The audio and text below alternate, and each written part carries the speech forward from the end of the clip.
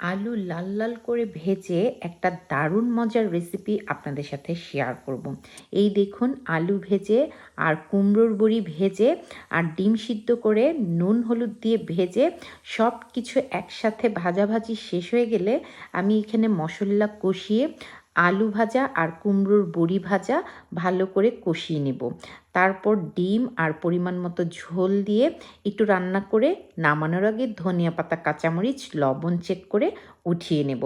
দেখুন তরকারিটা কতটা ইয়ামি হয়েছে, দেখতে কতটা লোভনীয়, খেতে মাশাআল্লাহ আলহামদুলিল্লাহ অসাধারণ হয়েছে। গরম ভাতের সাথে এই কুমড়োর বড়ি দিয়ে, আলু দিয়ে ডিমের ঝোলটা খেতে যে কি অসাধারণ লাগছে! একবার আপনি যদি বাসায় তৈরি করে না খান, আসলে আমাকে ট্রাস্ট করতে পারবেন না। এতটা অসাধারণ সুস্বাদু হয়েছিল এই তরকারিটা।